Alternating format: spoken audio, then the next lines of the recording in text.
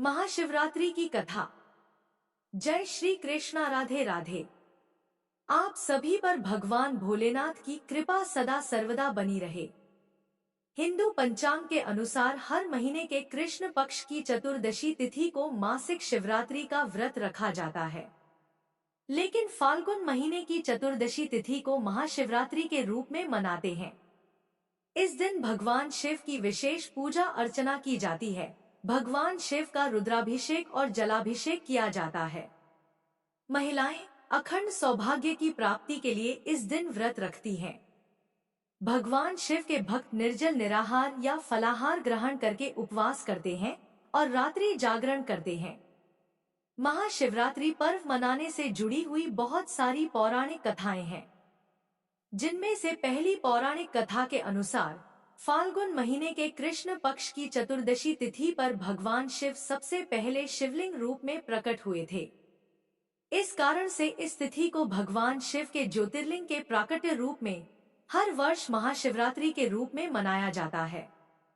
शिव पुराण के अनुसार शिवजी के निराकार स्वरूप का प्रतीक लिंग शिवरात्रि की पावन तिथि की महानिशा में प्रकट होकर सबसे पहले श्री ब्रह्मा और विष्णु भगवान जी द्वारा पूजित हुआ था।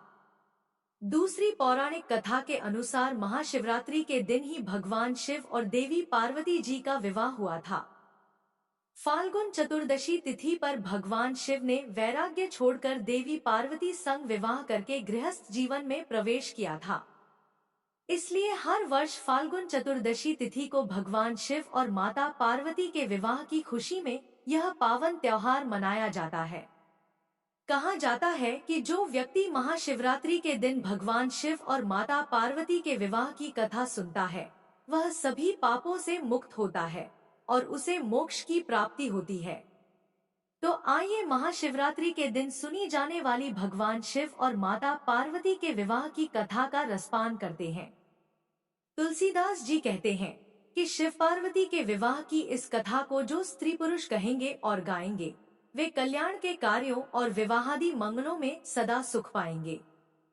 यह उमा शंभु बिबाहु जे नर नारी कहेंगे गावहीं, कल्याण काज विवाह मंगल सर्वदा सुखु पावहीं।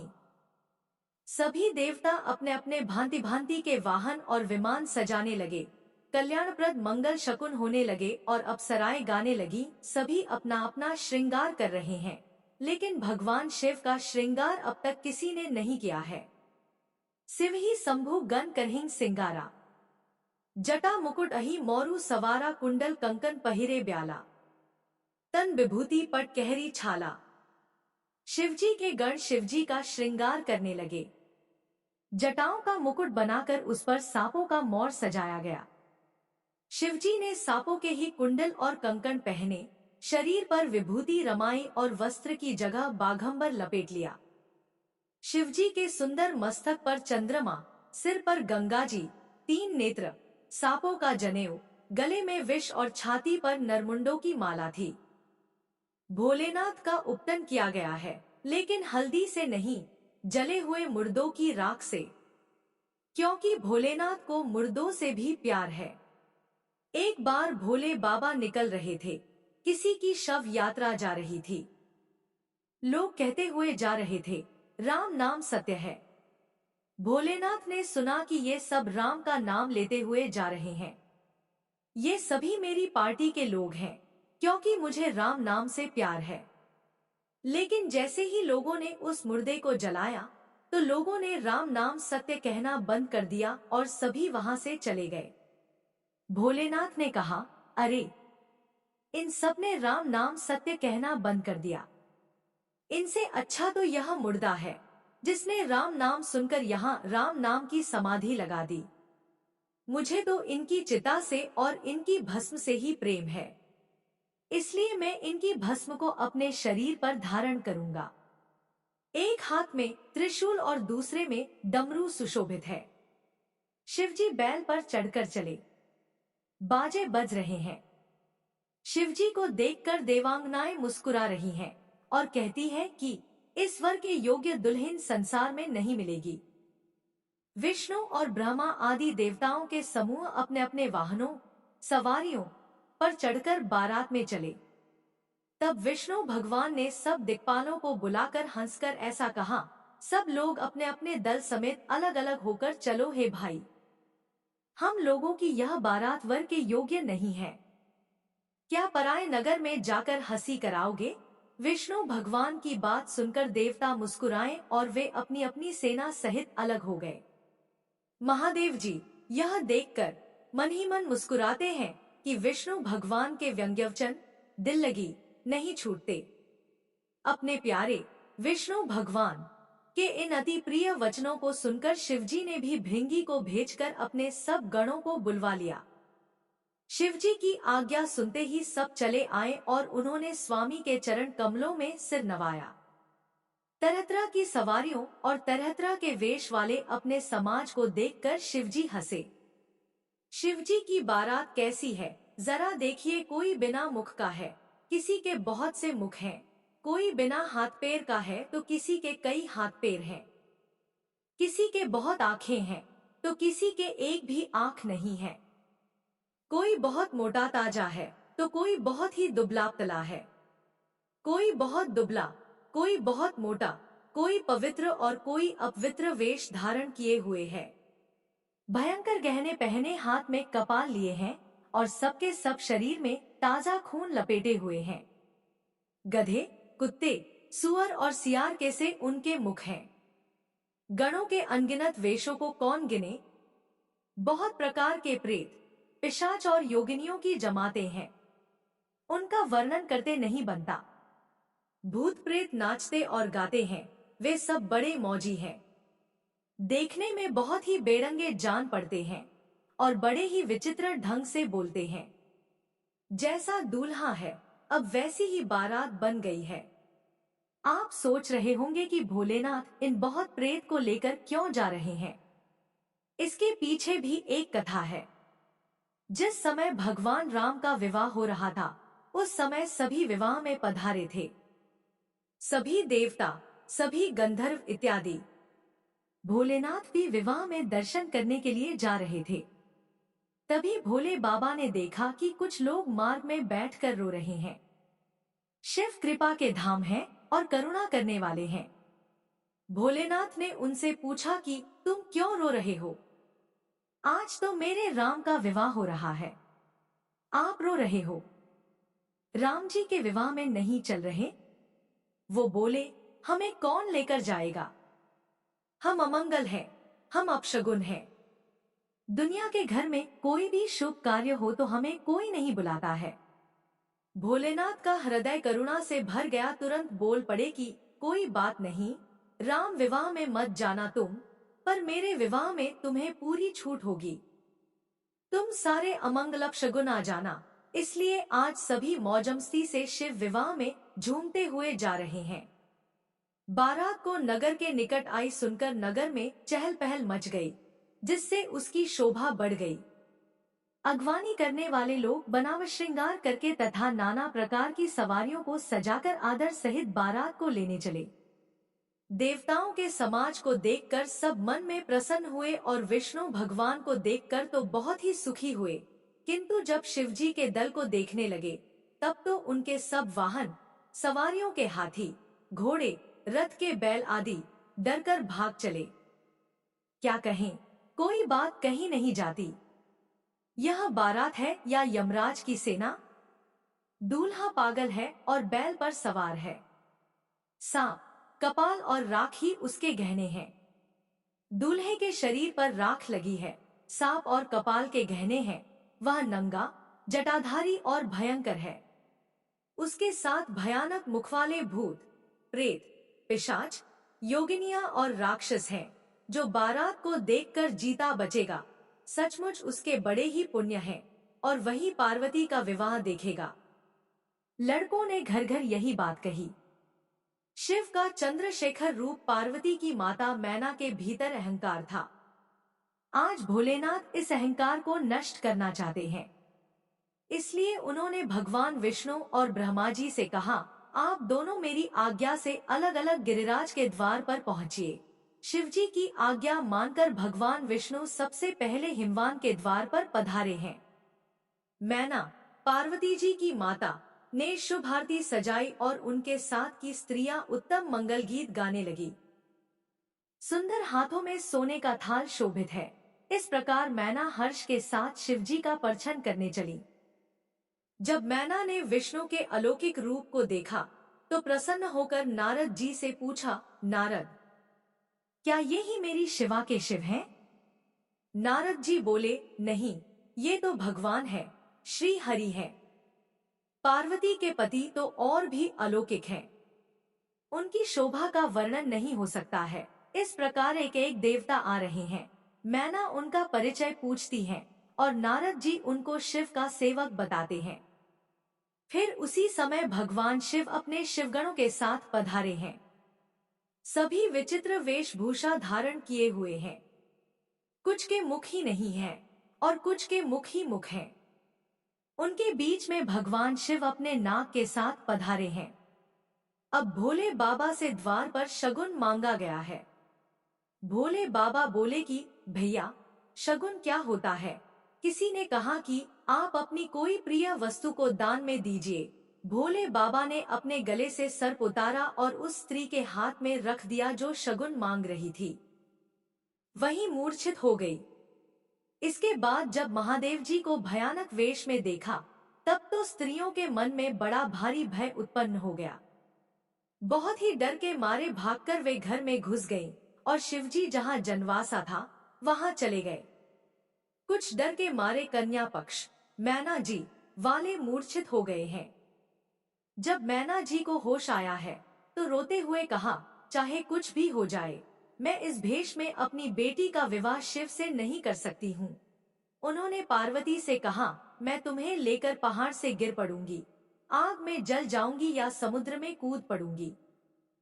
चाहे घर उजड़ जाए और संसार भर में अपकीर्ति फैल जाए, पर जीते जी मैं इस बावले वर से तुम्हारा विवाह न करूंगी। नारद जी को भी बहुत सुनाया है। मैंने नारद का क्या बिगाड़ा था, जिन्होंने मेरा बसता हुआ घर उजाड़ दिया और जिन्होंने पार्वती को ऐसा उपदेश दिया जिससे उसने बावले वर के लिए तप किया। सचमुच उनके न किसी का मोह है, न माया, न उनके धन है, न घर है और न स्त्री ही है। वे सबसे उदासीन हैं। इसी से वे दूसरे का घर उजाड़ने वाले हैं। उन्हें न किसी की लाज है, न डर है। भला बाज स्त्री प्रसव की पीड़ा को क्या जाने। ये सब सुनकर पार्वती अपनी माँ से बोली, हे माता, कलंक मत लो, रोना छोड़ो, यह अवसर विषाद करने का नहीं है। मेरे भाग्य में जो दुख सुख लिखा है उसे मैं जहाँ जाऊंगी वहीं पाऊंगी। पार्वती जी के ऐसे विनय भरे कोमल वचन सुनकर सारी स्त्रियां सोच करने लगी और भांति भांति से विधाता को दोष देकर आंखों से आंसू बहाने लगी। फिर ऐसा कहकर पार्वती शिव के पास गईं और उन्होंने निवेदन किया है, हे भोलेनाथ, मुझे सभी रूप और सभी वेश में स्वीकार हो। लेकिन प्रत्येक माता पिता की इच्छा होती है कि उनका दामाद सुंदर हो। तभी वहां विष्णु जी आ जाते हैं और कहते हैं, पार्वती जी, आप चिंता मत कीजिए। आज जो भोले बाबा का रूप बनेगा उसे देखकर सभी दांग रह जाएंगे। आप ये जिम्मेदारी मुझ पर छोड़िए। अब भगवान विष्णु ने भगवान शिव का सुंदर श्रृंगार किया है और सुंदर वस्त्र पहनाए हैं। करोड़ों कामदेव को लज्जित करने वाला रूप बनाया है भोले बाबा का। भोले बाबा के इस रूप को आज भगवान विष्णु ने चंद्रशेखर नाम दिया है। बोलिए चंद्रशेखर शिव जी की जय। इस समाचार को सुनते ही हिमाचल उसी समय नारद जी और सप्त ऋषियों को साथ लेकर अपने घर गए। तब नारद जी ने पूर्वजन्म की कथा सुनाकर सबको समझाया और कहा कि हे मैना, तुम मेरी सच्ची बात सुनो। तुम्हारी यह लड़की साक्षात जगतजनी भवानी है। पहले ये दक्ष के घर जाकर जन्मी थी, तब इनका सती नाम था। बहुत सुंदर शरीर पाया था। वहां भी सती शंकर जी से ही ब्याही गई थी। एक बार मोहवश इन्होंने शंकर जी का कहना नहीं माना और भगवान राम की परीक्षा ली। भगवान शिव ने इनका त्याग कर दिया और इन्होंने अपनी देह का त्याग कर दिया। फिर इन्होंने आपके घर पार्वती के रूप में जन्म लिया है। ऐसा जानकर संदेह छोड़ दो, पार्वती जी तो सदा ही शिव जी की प्रिया अर्धांगिनी है। और आप ये भी चिंता न करो कि भोले बाबा का रूप ऐसा है। ऐसा जानकर संदेह छोड़ दो, पार्वती जी तो सदा ही शिव जी की प्रिया अर्धांगिनी है। आप देखना भोले बाबा के नए रूप को, जिसे भगवान हरि ने स्वयं अपने हाथों से सजाया है। तब नारद के वचन सुनकर सबका विषाद मिट गया और क्षण भर में यह समाचार सारे नगर में घर घर फैल गया। तब मैना और हिमवान आनंद में मग्न हो गए और जैसे ही भगवान शिव के दिव्य चंद्रशेखर रूप का दर्शन किया, मैना तो देखते ही रह गई। उन्होंने अपने दामाद की शोभा देखी और आरती उतारकर घर में चली गईं। शिव पार्वती विवाह। नगर में मंगल गीत गाए जाने लगे और सबने भांति भांति के सुवर्ण के कलश सजाए। जिस घर में स्वयं माता भवानी रहती हो, वहां की जोनार भोजन सामग्री का वर्णन कैसे किया जा सकता है। हिमाचल ने आदरपूर्वक सब बारातियों, विष्णु, ब्रह्मा और सब जाति के देवताओं को बुलवाया। भोजन करने वालों की बहुत सी पंगतें बैठीं। चतुर रसोइये परोसने लगे। स्त्रियों की मंडलियां देवताओं को भोजन करते जानकर कोमल वाणी से गालियां देने लगी और व्यंग्य भरे वचन सुनाने लगी। देवगण विनोद सुनकर बहुत सुख अनुभव करते हैं, इसलिए भोजन करने में बड़ी देर लगा रहे हैं। भोजन कर चुकने पर सभी के हाथ मुंह धुलवाकर पान दिए गए।